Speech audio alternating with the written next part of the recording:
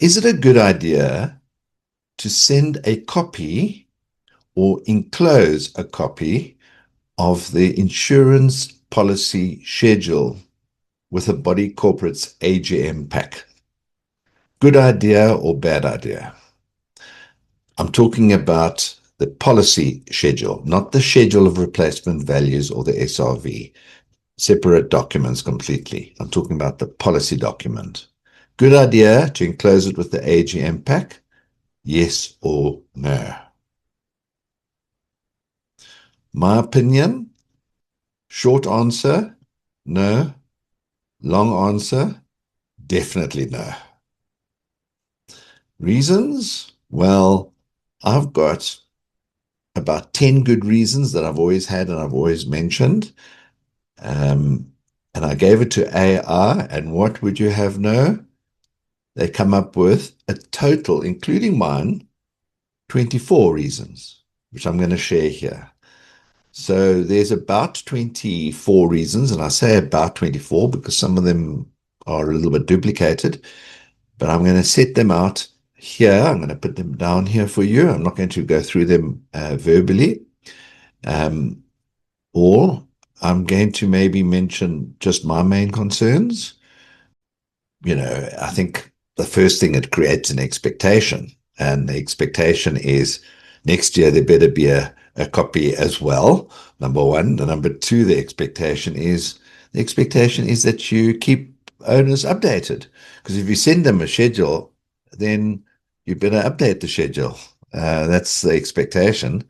Unless you put a little caveat in there that says, here's a schedule, but we're not going to be updating it. Okay, so I think that's quite important. That can get managing agents into trouble. And you think only theoretically? No, I've seen it happen. Owners get very uptight when their excess has actually increased during the year, and you gave them something at AGM time with a lower excess. So be careful. There are other very risk-related reasons.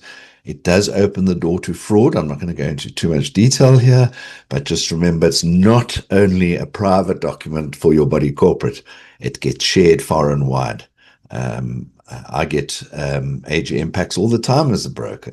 I get AGM packs of schemes that I don't even look after because I get asked for different opinions.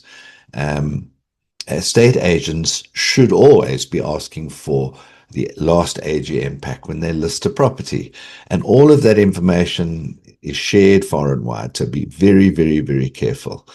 Policy documents very often have personal information. They certainly got your bond. Yeah, you can argue so does the deeds office, but you know what? You're putting it out there, policy number, address, sometimes the name of the owner even. Too much information. Okay, too much information. So not a good idea from that point of view.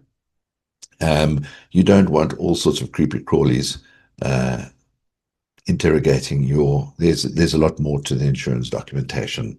And without going into too much detail, bad idea. Read the article that's going to go along with this blog. Okay, there you have it in a nutshell. Please don't forget, always like these videos, share them far and wide, and of course subscribe if you haven't done so already. It's great because if you subscribe, it's not costing you any money. You just hit the button and you get reminded when we pop up or upload the next video, which are short and sweet and informative. Cheers. Thank you very much.